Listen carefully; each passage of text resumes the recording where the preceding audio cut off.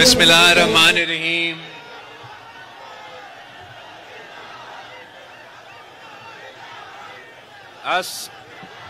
السلام علیکم۔ جیے بھٹو۔ ساتھیوں، آج ہم یہاں ایک بار پھر پاکستان کے کونے کونے سے پاکستان کے عوام میں غریب خدا بخش میں شہید محترمہ بے نظیر بھٹو کی برسی منانے کے لیے ہمارے قائد کو سلام پیش کرنے کے لیے اکٹھے ہوئے ہیں۔ شہید محترمہ بے نظیر بھٹو اس ملک کی غریب عوام کی نمائندہ تھی۔ شہید محترمہ بے نظیر بھٹو اس ملک کی پسماندہ علاقوں کی نمائندہ تھی۔ شہید محترمہ بے نظیر بھٹو اس ملک کی کمزور طبقے کی نمائندی تھی۔ شہید محترمہ بے نظیر بھٹو آپ کی نمائندہ تھی، میرا نمائندہ تھی۔ اور جس بہادری کے ساتھ شہید محترمہ بے نظیر بھٹو نے اپنا 30 سالہ سیاسی جدوجہد لڑی، وہ آپ کے سامنے ہے اور وہ دنیا کے سامنے ہے، وہ تاریخ کا ایک حصہ بن چکا ہے کہ شہید محترمہ بے نظیر بھٹو دنیا کی پہلی مسلم خاتون وزیر اعظم بنی۔ شہید محترمہ بے نظیر بھٹو نہ صرف پاکستان کی مگر عالمی سطح پر لیڈر مانا جاتی تھی۔ وہ آپ کی آواز کو، پاکستان کے کسانوں کی آواز کو، پاکستان کے مزدوروں کی آواز کو، پاکستان کی محنت کش طبقہ کی آواز کو بین الاقوامی سطح تک پہنچاتی تھی۔ وہ اس ملک کی عوام کی حقیقی نمائندہ تھی۔ وہ آپ کی آواز بنی اور آپ ہی کے حقوق کے لیے جدوجہد کرتی رہی اور آخرکار شہادت قبول کی، مگر آپ کی موقف پہ سودا نہیں کی، اپنی نظریہ پہ سودا نہیں کی، اپنی منشور پہ سودا نہیں کی، پیچھے نہیں ہٹی، نہ کسی آمر کے سامنے نہ کسی دہشت گرد کے سامنے وہ کبھی جھکی۔ وہ کھڑی رہی، آخری دم تک کھڑی رہی، مگر آپ کی مقدمہ لڑتی رہی، پیچھے نہیں ہٹی۔ اور جنہوں نے شہید محترمہ بے نظیر بھٹو کو شہید کیا، ان کا یہ غلط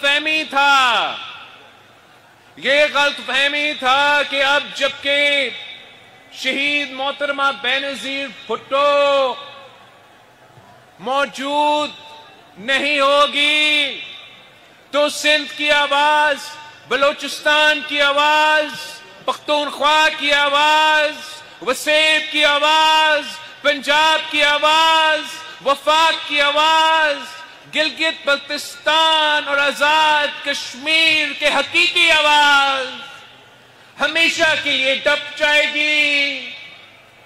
اور پاکستان میں صرف اور صرف सियासी कठपुतलियां होंगे जो अपने इख्तिदार के खातिर, अपने कुर्सी के खातिर मौकफ पे भी सौदा करने के लिए तैयार होते हैं, नजरिया पे सौदा करने के लिए तैयार होते हैं, मंशूर पे सौदा करने के लिए तैयार होते हैं, पाकिस्तान के अवाम के हक पे सौदा करने के लिए तैयार होते हैं, सूबों के हक पे सौदा करने के लिए तैयार होते हैं, पाकिस्तान का नेशनल सिक्योरिटी पे, हमारा अटॉमी एहसासों पे सौदा करने के लिए तैयार होते हैं, सब कुछ करने के लिए तैयार होते हैं, मुल्क को नुकसान पहुंचाने के लिए तैयार होते हैं। बस उनको इस्लामाबाद की कुर्सी पे बैठने का शौक होता है। और आज तक 27 दिसंबर 2007 से लेकर आज तक जो नुकसान पाकिस्तान उठा रहा है, जो नुकसान आप उठा रहे हो, जो इस मुल्क के अवाम आज तक अगर मुश्किल में हैं तो सिर्फ इसलिए कि तुमने शहीद मोहतरमा बेनजीर भुट्टो को शहीद किया और हम पे ये कठपुतलियों को मसलत किया।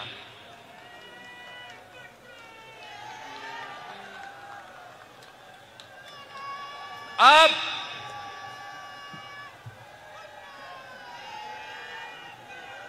पाकिस्तान एक ऐसा जगह पे खड़ा है कि मसले ही मसले हैं, अंदरूनी मसले हैं, मुआशी बहरान है, दहशतगर्दी का मसला एक बार फिर सर उठा रहा है, हर सूबे के अपने अपने मसले हैं और बैरूने मुल्क भी, बैरूने सतह पे पाकिस्तान के लिए बहुत सारे इम्तिहान आने वाले हैं।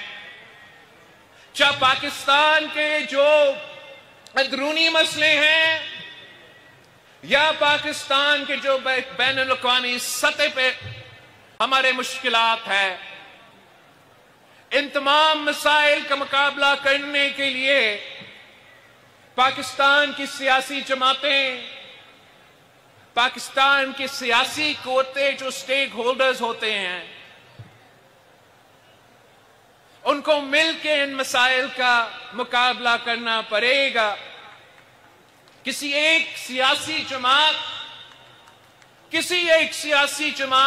के पास ना वो मैंडेट है, ना वो ताकत है कि वो एक वक्त तमाम अंदरूने और बैरूने मुल्क के जो मसाइल है उनका मुकाबला करे। पाकिस्तान पीपल्स पार्टी को पाकिस्तान के अवाम ने एक जिम्मेदारी दिया है। अब उस वाहिद सियासी जमात हो जो आजकल के सियासी सूरत हाल में भी फख्र से कह सकते हो कि हम ना सिलेक्टेड हैं, ना फॉर्म 47 वाले हैं। तो जी बिल्कुल आपकी अपने असेंबली में हमारे तादाद उतना नहीं होंगे, मगर हम जवाब दे अगर है तो करी खुदा बख्श को जवाब दे है।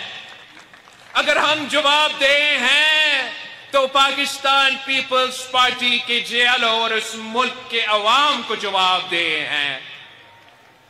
और यही वजह है कि हम आप की आवाज उठाते हैं और उठाते रहेंगे।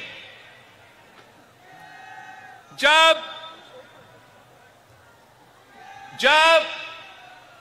हुकूमत साजी का वक्त था तो हमारा किसी कुर्सी का या किसी वजारत का शौक नहीं था। ہم نے اس وقت یہ فیصلہ کیا کہ جو سیاسی جماعت ہمارے پاس آئے ہیں، جو وعدہ کر رہے ہیں کہ وہ پولیٹیکل سٹیبلٹی لے کر آئیں گے، جو وعدہ کر رہے ہیں کہ مہنگائی میں کمی لے کر آئیں گے، ہم ان کے ساتھ دیں گے، ان کا حکومت بنائیں گے۔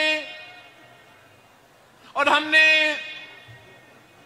اس وقت ایک معاہدہ پہ دستخط کیا کہ ہم آپ کو اپنے ووٹ تو دلوا رہے ہیں، مگر ایسے نہ ہو کہ آپ ووٹ لے کے آنکھیں بھر جائیں، ایسے نہ ہو کہ جیسے ماضی میں ایک سیاستدان آپ کے بارے میں کہتا تھا کہ جب مشکل میں ہو تو پیر پڑتے ہو اور جب مصیبت سے نکل جاتے ہو تو گلا پکڑتے ہو۔ تو یہی وجہ تھا کہ پاکستان پیپلز پارٹی کی چیئرمین اور پاکستان مسلم لیگ نواز کا سربراہ نے باقاعدہ طے کیا کہ آپ کے پاس ہم سے زیادہ سیٹس ہیں نیشنل اسمبلی میں، اب بھلے حکومت بنائیں، ہم آپ سے ایک وزارت بھی نہیں لیں گے، آپ کو پورا اختیار ہے، حکومت چلائے، ذمہ داری اپنائے اور پاکستان کے عوام کا مسائل حل کرے۔ یہ طے ہوا تھا کہ جبکہ ہم حکومت میں نہیں ہیں،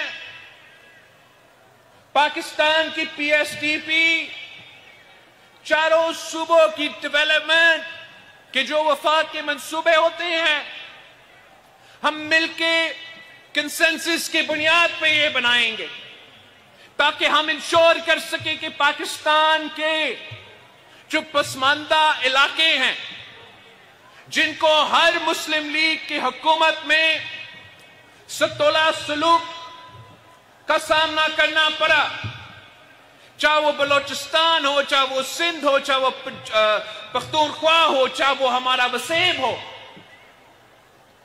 ہم نے ان رائٹنگ لکھوایا کہ پی ایس ڈی پی ہم مل کے بنائیں گے۔ ہمیں معلوم تھا کہ بلوچستان اور سندھ اور جنوبی پنجاب، جنوبی پختونخوا سب سے زیادہ متاثر تھے پچھلے سیلاب سے، تو یہی وجہ تھا کہ ہم نے اپنے معاہدہ میں باقاعدہ لکھوایا تھا کہ سب سے پہلے ترجیح یہ ہے کہ جن لوگوں کو اس سیلاب میں نقصان ہوا ان کا ضروریات ہم پورا کریں گے۔ ہم نے اپنے لیے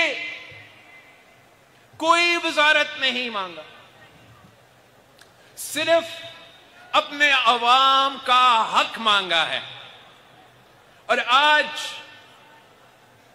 مجھے آپ کو افسوس کے ساتھ کہنا پڑ رہا ہے کہ ابھی تک اس ڈاکیومنٹ پہ عمل درآمد کرنے کے لیے ہم ناکام رہے ہیں، اور میرے لیے اپنے ممبران کو بار بار مجبور کرنا کہ اسمبلی پہنچے، کورم پورا کرے، ان کا ہر بل کو آنکھیں بند کر کے ووٹ ڈالے، مگر آپ جب اپنے علاقے میں واپس جاتے ہو تو آپ خالی ہاتھ واپس جائیں۔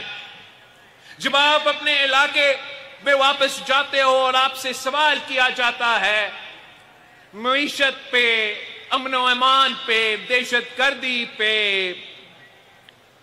پاکستان کے مسائل پہ، تو آپ کے پاس کوئی جواب نہ ہو۔ اس طریقے سے حکومتیں نہیں چلتے۔ حکومت کا ذمہ داری ہے کہ وہ پارلیمان کو اعتماد ملے اور ہر مسئلہ کا حل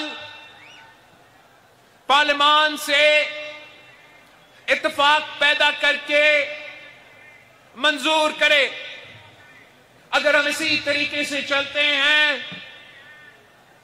تو میں پر امید ہوں کہ انشاءاللہ تعالی ہم واقعی پاکستان کے عوام کے تمام مسائل کا حل نکال سکتے ہیں۔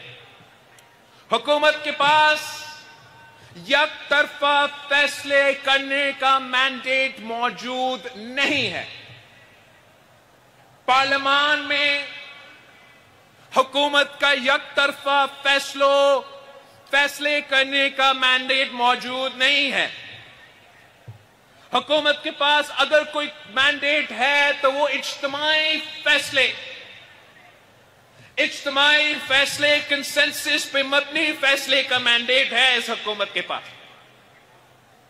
اور میں حکومت کو یہی تجویز دیتا ہوں اور صدر پاکستان سے اپیل کرتا ہوں کہ بطور صدر پاکستان اور وفاق کا نمائندہ کہ حکومت کو یہ تجویز دیا جائے کہ جو فیصلے اتفاقی رائے سے لیے جاتے ہیں وہ طاقتور فیصلے ہوتے ہیں، وہ مسائل کے اصل حل نکالتے ہیں۔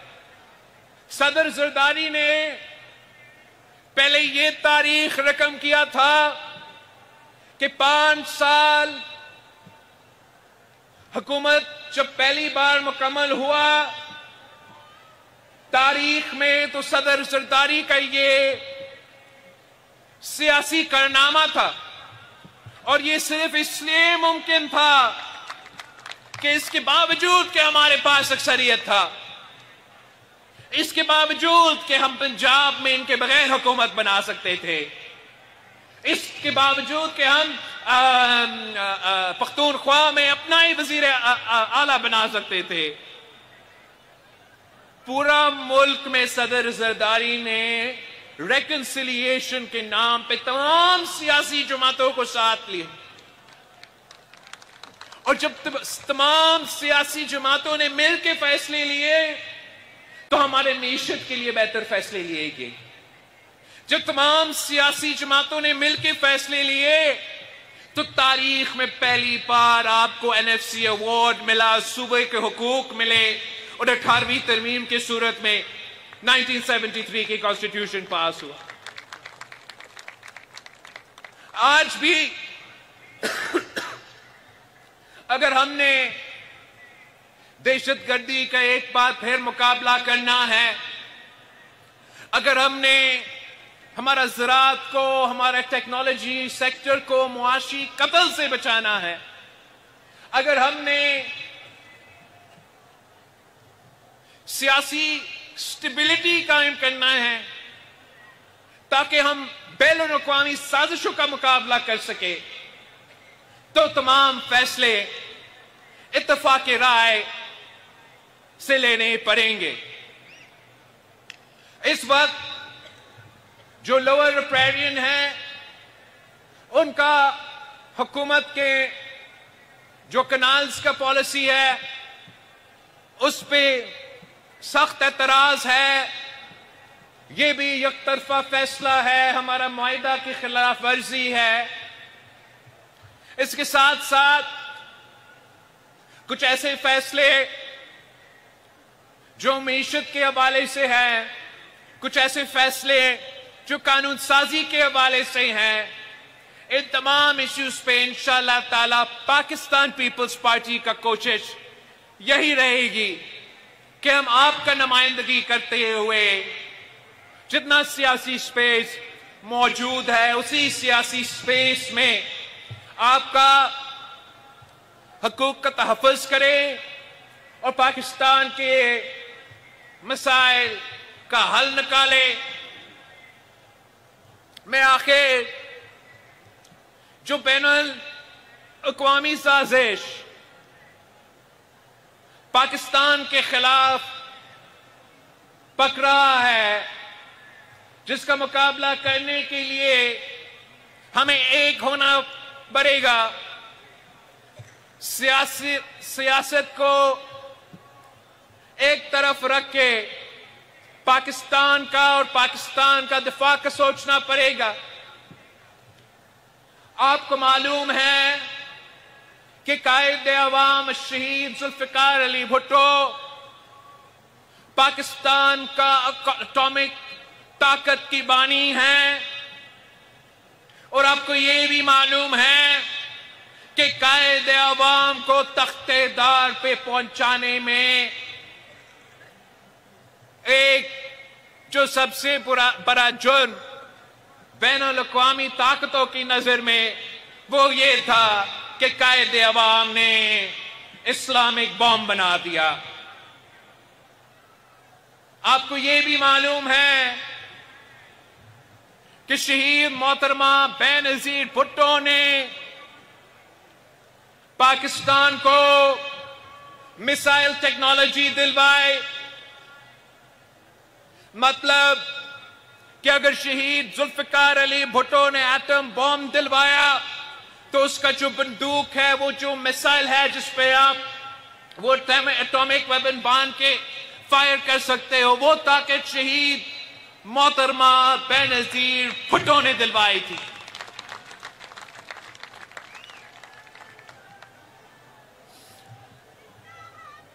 آج کل پاکستان کے مخالف شہید ذوالفقار علی بھٹو کے اٹامک بم کا تحفہ اور شہید محترمہ بینظیر بھٹو کی دیا ہوا میسائل ٹیکنالوجی کا تحفہ،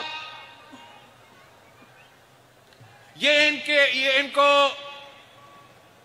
مالی آنکھ سے دیکھ رہے ہیں. ان کا یہ خواہش ہے کہ کوئی مسلمان ملک کے پاس اس قسم کا قوت نہ ہو، اور وہ کسی نہ کسی بہانے پہ آپ کا یہ طاقت چھیننا چاہ رہے ہیں. حال ہی میں امریکہ نے شہید بی بی کی دیے ہوئے میسائلز پہ سینکشنز لگوائے ہیں.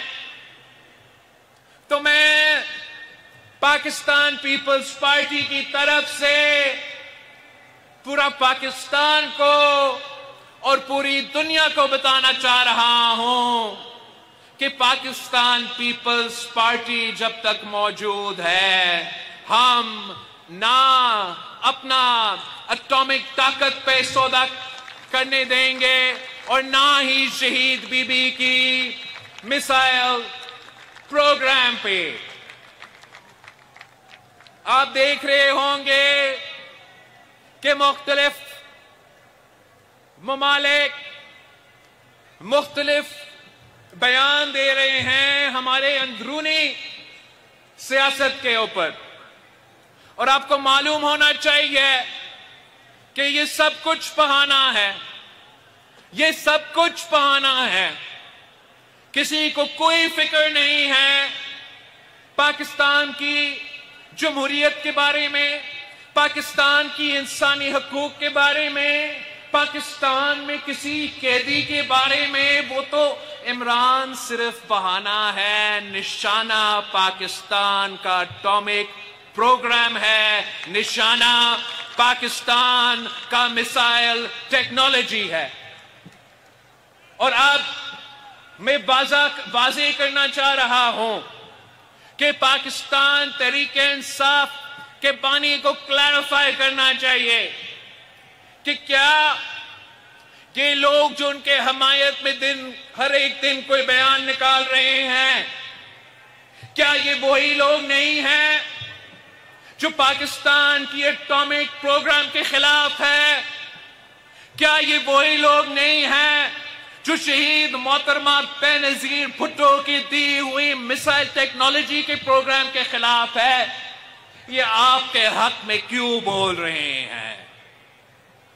کیا یہ وہی لوگ نہیں ہیں جو سب سے زیادہ آواز پہلے اسرائیل کی زائنسٹ حکومت کے لیے اٹھاتے ہیں اور اس کے بعد آپ کے لیے اٹھاتے ہیں؟ اس جماعت کو کلیریفائی کرنا پڑے گا. عمران کو خود ان لوگوں کا مذمت کرنا چاہیے جو پاکستان کا اٹامک پالیسی کا، پاکستان کا اٹامک طاقت کے خلاف بیان دیتے ہیں. اگر وہی لوگ آپ کو سپورٹ کر رہے ہیں تو پاکستان میں یہ جو تاثر ہے کہ ایک مخصوص لابی یہ چاہتا ہے کہ پاکستان میں ایسے حکومت آئے جو طاقت حاصل کرنے کے لیے ہر چیز پہ سودا کرنے کے لیے تیار ہو. انشاءاللہ تعالی پاکستان پیپلز پارٹی اور پاکستان پیپلز پارٹی کے جیالے موجود ہے اور وہ ہر کوئی سازش کو ناکام کریں گے اور پاکستان کو جیسے ماضی میں محفوظ رکھا ہے ویسے آگے جا کے بھی محفوظ رکھیں گے. اور صدر پاکستان آصف علی زرداری صاحب نے یہ بار بار ثابت کر دیا ہے کہ وہ پاکستان کے بارے میں اور پاکستان کے مفاد کے بارے میں کیسے ترجیح دیتا ہے. اب میں صدر پاکستان صدر زرداری صاحب کو دعوت دیتا ہوں کہ گر خدا بخش سے خطاب کرے.